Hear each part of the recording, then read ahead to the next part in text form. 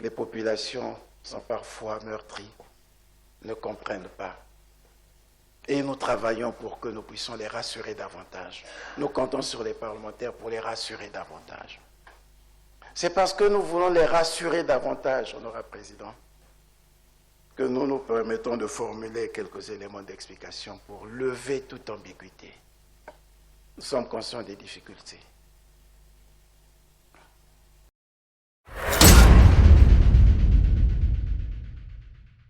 Le peuple congolais mérite de connaître la vérité. Non, le gouvernement ne se cache pas. Non, le gouvernement ne reste pas inactif. Face aux critiques, face aux doutes, le Premier ministre Anatole Kolinette Makosso ne se dérobe pas. Il se présente, il rend des comptes et il le fait devant les représentants du peuple. Aujourd'hui, nous vous dévoilons les vérités cachées derrière les discours. Découvrez la sincérité, l'engagement et la transparence d'un leader qui refuse de fuir ses responsabilités. Peut-on penser à une évolution? Une révolution? Non. Simplement une satisfaction. Il arrive aussi que même ceux qui sont les plus durs face au gouvernement, à défaut de les féliciter, reconnaissent les efforts et s'engagent à accompagner. Nous disons merci à tous les députés qui se sont inscrits dans cette logique. Merci à ce qu'on aurait pu appeler, semble-t-il, députés de l'opposition, mais qui sont républicains, qui sont conscients de la situation que nous connaissons dans le pays, qui nous accompagnent dans ces efforts que nous accomplissons. Oui, nous accompagnent, Honorable Président, et je les en remercie. Certains pensent dans les temps que les dirigeants ne rendent pas de compte. Faux. Le Premier ministre Anatole Kolinette Makosso se présente volontairement devant les députés pour expliquer et justifier chaque décision. Ce n'est pas une obligation, c'est un acte de transparence et de respect envers les représentants du peuple. Ils nous accompagnent, nous soutiennent par leurs propositions. Une véritable force de proposition. Quand nous écoutons l'honorable Lissouba, quand nous écoutons l'honorable Einda, chacun avec son tempérament, mais contribuant simplement à enrichir le propos du gouvernement et à encourager le gouvernement, à dire au gouvernement, peut mieux faire. C'est bien, oui, mais faites davantage. Parce que le Parlement est aussi exigeant que le peuple qu'il représente. Et j'ai même envie de dire, aussi exigeant que le président de la République au service duquel nous sommes. Parce que lui aussi, et vous l'avez encore écouté le 28 novembre, quand bien même il aura annoncé quelque chose qui aura été fait par le gouvernement, il poursuit chaque rubrique en disant « J'enjoins le gouvernement à multiplier les efforts, à faire davantage ceci. » Oui, on retrouve cette exigence en l'hémicycle. Et nous en prenons bonne note, Honorable Président. Nous adhérons à cette approche parce que je n'ai pas senti ici ni nihilisme, ni négationnisme. J'ai vu un Parlement qui prend sur lui les problèmes des populations, qui charge le gouvernement de ce fardeau et qui écoute les réponses du gouvernement, qui se donne les éléments de langage pour tenter d'aller expliquer aux populations. Oui, tenter, je dis bien tenter. Parce que, ça a été dit ici, l'honorable Lissouba a dit, comment expliquer le degré d'insatisfaction des populations malgré les réformes, malgré les efforts. Oui, c'est vrai. Notre population est toujours un peu insatisfaite. Comment ne pas l'être quand on vit encore au quotidien des pénuries de carburant, quand on vit encore au quotidien des pénuries d'électricité, des pénuries d'eau. On a connu une période où c'était très dur. Et à partir de ce moment, parfois, les explications ou le discours n'a plus cours, ni les explications ne valent, ni le discours ne vaut. Les populations sont parfois meurtries, ne comprennent pas. Et nous travaillons pour que nous puissions les rassurer davantage. Nous comptons sur les parlementaires pour les rassurer davantage. C'est parce que nous voulons les rassurer davantage, Honorable Président, que nous nous permettons de formuler quelques éléments d'explication pour lever toute ambiguïté. Nous sommes conscients des difficultés. Honorable Président, non, ne complexifions pas la chose. Oui, des problèmes de chiffres, des problèmes de décaissement, des problèmes d'ordonnancement, des problèmes de ceci. Il peut être arrivé qu'en examinant la loi de finances, la loi de règlement, qu'il y ait eu des chiffres que nous n'avons pas compris. C'est possible. Mais Honorable Président, ça s'explique. Voyez-vous, je vais vous prendre un exemple. Nous avons construit les tours jumelles. Et nous disons que nous devons avoir une avenue qui parte d'ici, qui relie le boulevard Edith Lucie Bongo jusqu'au tour jumelles. Lorsque nous commencions à construire les tours jumelles, il y a parfois une zone qui n'était pas occupée. Quelque temps après, elle est occupée. Il faut construire une double voie parce que nous nous apprêtions à organiser un grand événement. Et il fallait donner un vrai visage à ces tours jumelles. Une double voie doit être construite. Il va de soi que la prévision budgétaire pourra aller au-delà lorsque nous devons exécuter un tel ouvrage. C'est à cela que ça sert la loi de règlement, Honorable Président. On dit, ok, on avait prévu ceci, mais compte tenu de l'importance de l'ouvrage, nous devons le faire et de façon accélérée, ça peut nous coûter ceci. Reconnaissez l'honnêteté du gouvernement. Reconnaissez l'honnêteté du gouvernement, a-t-il déclaré. Il aurait pu se taire, fuir ses responsabilités, mais non. Au contraire, il explique pourquoi certains projets coûtent plus cher que prévu. Par exemple, la construction des tours jumelles et la nécessité de créer une double voie pour améliorer la mobilité autour du site. Les imprévus arrivent, mais le gouvernement explique et assume. C'est cela la sincérité budgétaire dont il parle. Chaque centime est justifié, chaque décision expliquée. Ce n'est pas de l'opacité, c'est de la transparence totale. Qui vient rendre compte à son Parlement. Voilà ce que vous nous avez autorisé. Voilà ce que ça nous a coûté. Où est-ce que vous avez trouvé la ressource? Nous avons été obligés de prendre la ressource de tel autre mode de financement. Ou du comblement du déficit. Lorsque nous sommes allés sur le marché pour combler le déficit. Voilà ce que nous avons fait pour arriver. Nous vous rendons compte de ça. C'est la sincérité budgétaire. L'honnêteté d'un gouvernement face à son Parlement. On ne peut pas venir nous refaire ce procès. Vous aurez beaucoup de situations de cette nature qui peuvent arriver. Nous avons géré des inondations, des situations difficiles. Quelqu'un l'a dit, Honorable Gambili, la conjoncture qui peut être dictée par un cas de force majeure. Le ministre d'État, Ayessa, qui parlait tout à l'heure, disait « Oui, c'est la prévision, mais ce n'est pas la provision. On peut avoir prévu quelque chose. Et la circonstance, la conjoncture, le terrain, comme on le dirait en jargon militaire, vous commande autre chose. Mais le gouvernement doit agir, doit faire face à la situation. Ok, il peut arriver que la demande soit la dépense soit plus élevée que la prévision. Le gouvernement vient rendre compte à son Parlement. Voilà ce que nous avons fait. On acte, on corrige. Ça n'a été que cela, Honorable Président. Oui, on peut penser que lorsque nous disons qu'on a minoré l'investissement au profit du fonctionnement, que c'est le gouvernement qui en a tiré les dividendes.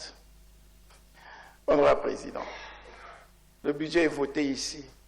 La loi, c'est la vôtre. Si on dit qu'on a eu 1200 milliards de fonctionnement, enlever 900 milliards de salaires et des émoluments, des primes, des budgets de transfert, combien reste-t-il pour le fonctionnement pour qu'on aille à penser que c'est le gouvernement qui s'est accaparé de la ressource? Non.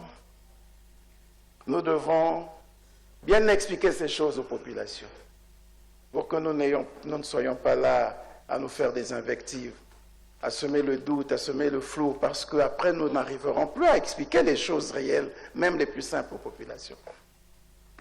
Nous vous l'avons dit lorsque nous intervenions, honorable président, qu'on a tout fait pour que ce programme avec le Fonds monétaire international ne puisse pas ressembler au programme des années 80. Ne puisse pas ressembler au programme des années 94, où on a été obligé de geler les intégrations à la fonction publique, où on a été obligé de déflater à la fonction publique, de fermer des entreprises, de geler les avancements, quelqu'un l'a dit ici. Oui, les avancements sont payés. Il peut y avoir des retards liés aux lenteurs administratives, mais les révisions des situations administratives des agents de l'État sont régularisés, sont rémunérés. Je ne sais pas le ministre d'État qui me dira le contraire, je ne pense pas. C'est payé. On n'a pas fait comme par le passé. Comment pensez-vous que nous puissions faire face à tout cela? On aurait pu dire, bon, mais nous sommes en programme, pas d'intégration. Le président de la République vous l'a dit, et ça peut s'expliquer dans son message sur l'état de la nation. Plus de 20 000, pour être précis, 25 000 agents ont été recrutés à la fonction publique entre 2021 et 2024. Nous continuons de le faire aujourd'hui. Comment peut-on être surpris que malgré la conjoncture, malgré le programme avec le Fonds monétaire international, que nous réussissions à garantir la stabilité sociale et à faire fonctionner l'État? À preuve, je vous ai dit que les arriérés peuvent permettre aussi de financer l'économie. À preuve, il nous a suffi à partir de 2024 de serrer un peu les boulons à ce niveau que vous sentez le tollé social, à commencer par nous. On nous rappelle qu'on a fait des mois sans avoir, ne serait-ce que les frais de descente parlementaire. Mais c'est ce sacrifice que nous faisons tous, y compris au gouvernement. Que l'on nous croit, qu'on ne nous croit pas, mais après tout, devons-nous négocier à être crus? Non, nous sommes en responsabilité. On prend tout cela sur nous. Que la population puisse penser que le gouvernement se la coule douce pendant qu'elle souffre. Comment pouvons-nous nous justifier? L'histoire nous justifiera. L'histoire témoignera. Parce que nous ne sommes que de passage. Les autres arriveront. Ils constateront les efforts qui ont été consentis. Ils vont découvrir qu'au fond, nous éprouvions les mêmes difficultés. Ce sont des choix du gouvernement. Il faut le faire. On a décidé de ne pas toucher le social dans ce programme. En période de crise économique, il est facile de couper dans les dépenses pour signes sociales. Mais pas ce gouvernement, pas avec Anatole Collinet-Makosso à la tête. Nous avons décidé de ne pas toucher au social, a-t-il affirmé. Et c'est vrai, les agents de la fonction publique sont payés, malgré les contraintes économiques et les accords avec le FMI. Des hôpitaux sont en cours de réhabilitation, y compris le centre de dialyse de Brazzaville, où des Congolais qui devaient partir à l'étranger pour des soins peuvent désormais se soigner au pays. Le point d'indice salarial a été relevé pour harmoniser les salaires dans la fonction publique, y compris les agents de l'université. C'est cela, protéger le peuple. Ce n'est pas facile, mais le gouvernement choisit toujours la paix sociale, plutôt que la facilité des coupes budgétaires. On protège les salaires, on protège la santé, on protège les étudiants. Vous avez parlé de la grève à l'université.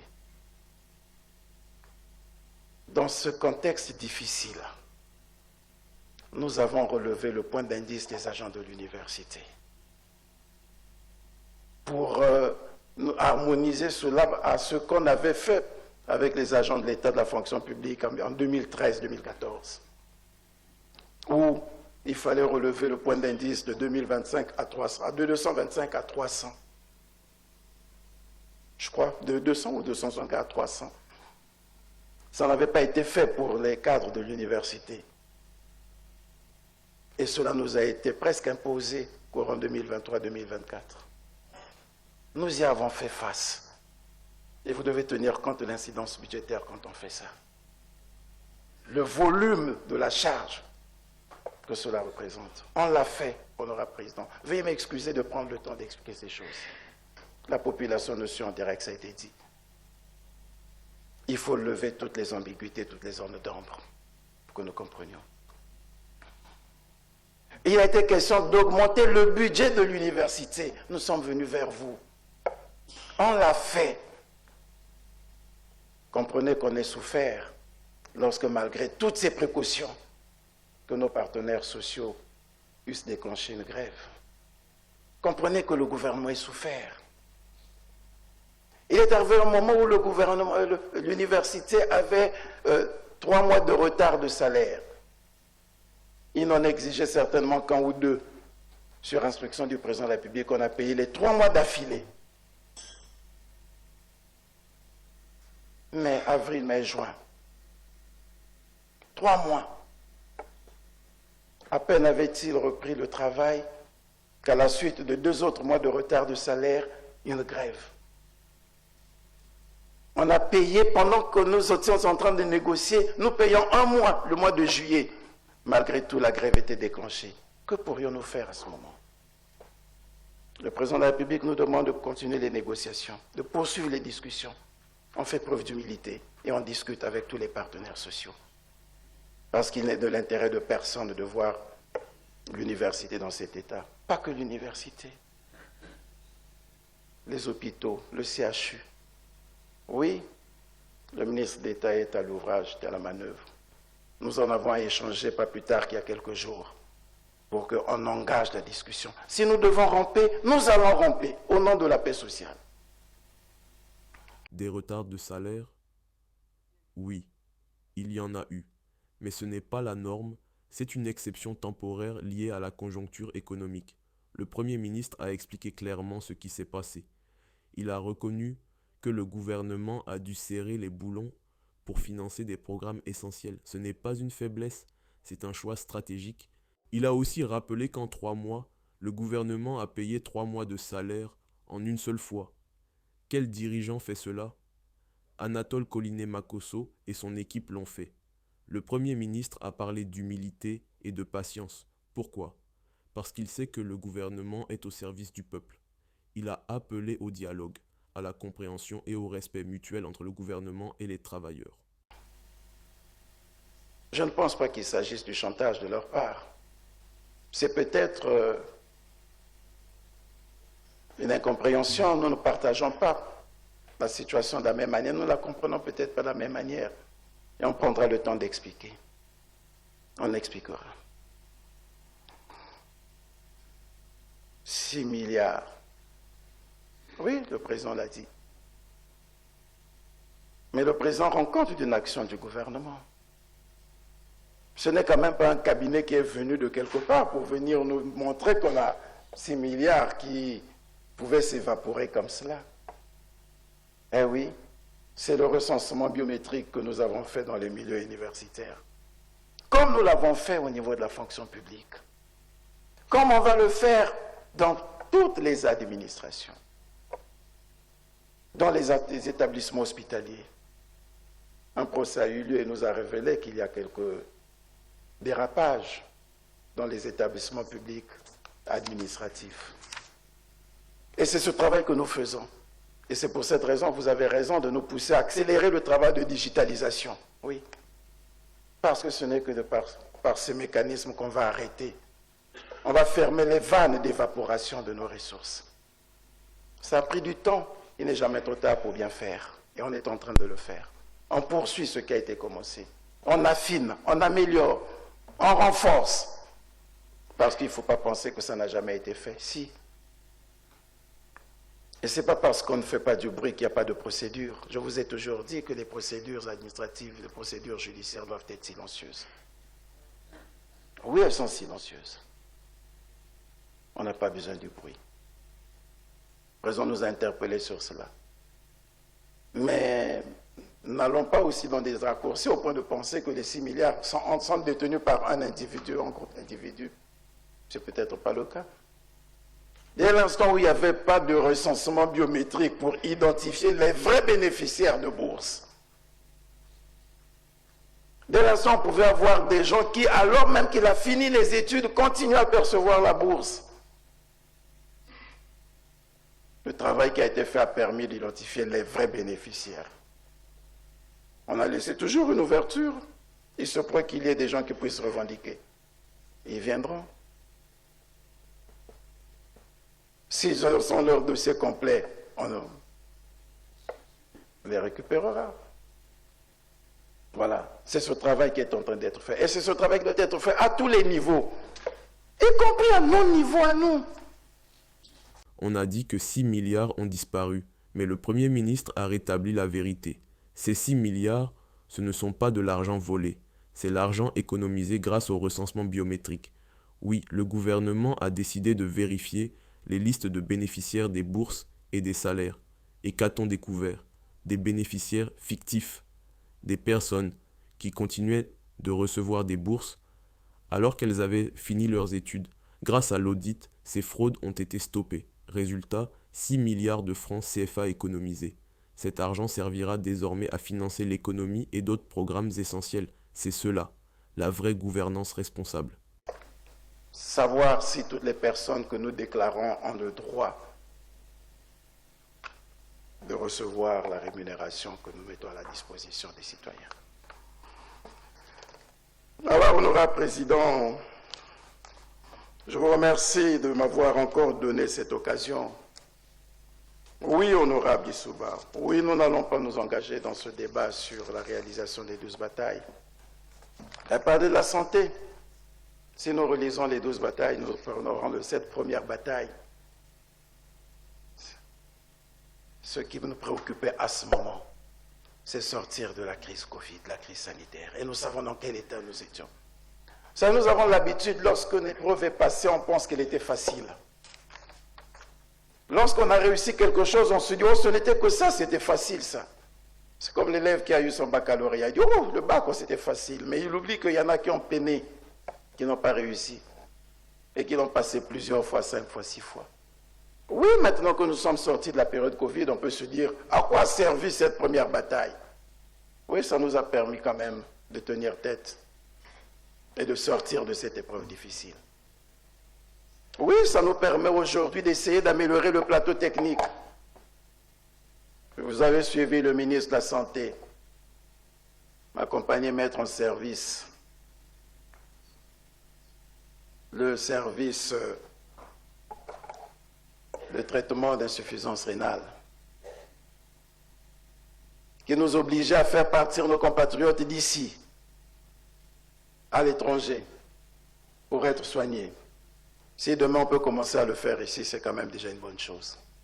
Je ne vais pas étendre les autres paniers de soins. Nous travaillons pour la CAMU. Voilà. Je ne vais pas poursuivre.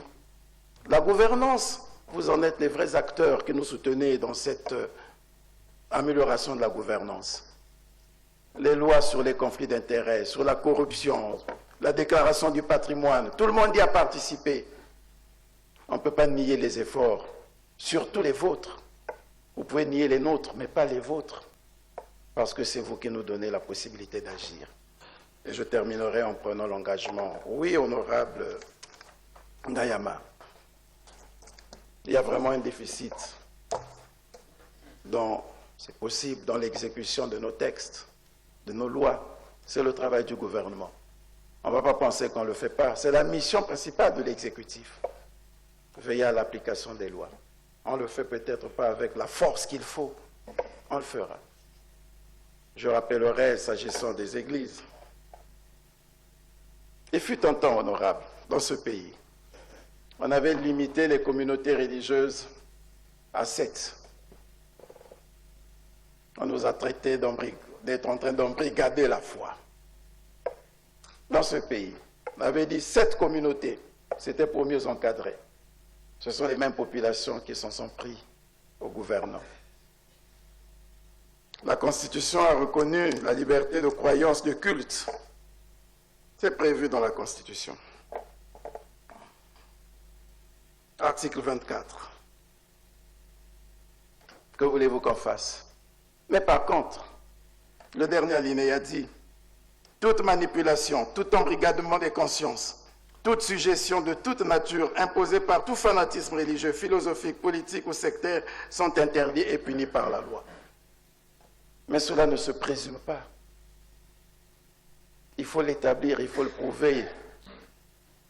Si l'on constate qu'il y a des abus quelque part, c'est la dénonciation. Les riverains dénoncent, saisissent les tribunaux, saisissent l'administration. Ceux qui fréquentent ces lieux de culte font la dénonciation. Si ce n'est pas fait, nous nous en tenons aux 2 premiers alinéas qui disent « Les libertés de croyance et de conscience sont garanties ». Voilà. Et qui interdit simplement l'usage de la religion à des fins politiques. Ça, oui, le gouvernement peut le savoir et agir. Mais pour le reste, nous ne pouvons pas présumer. Honorable Président, merci encore une fois de votre patience. Merci de votre tolérance. Merci de votre compréhension. Merci, Honorable Président. 2024 est une année charnière, mais le gouvernement reste au travail. Pas de promesses creuses, mais des résultats concrets. Accès à l'eau potable dans les quartiers les plus démunis. Énergie verte avec le projet de 55 MW de Tenda Énergie. Port de pêche industriel et extension des quais multifonctions de Pointe-Noire. Soins de santé accessibles avec le centre de dialyse. Le Premier ministre a promis que l'histoire témoignera de ses efforts. Et il a raison. L'histoire retiendra qu'en 2024, malgré les crises, le Congo a avancé. Le peuple congolais mérite des dirigeants courageux et transparents. Anatole Collinet Makosso est de cela. Il se présente devant le peuple. Il rend des comptes. Il ne fuit pas les questions difficiles. C'est ça, le vrai leadership. Si vous croyez en un Congo fort, partagez cette vidéo et montrez au monde la réalité de notre gouvernement. L'histoire témoignera. Et vous aussi,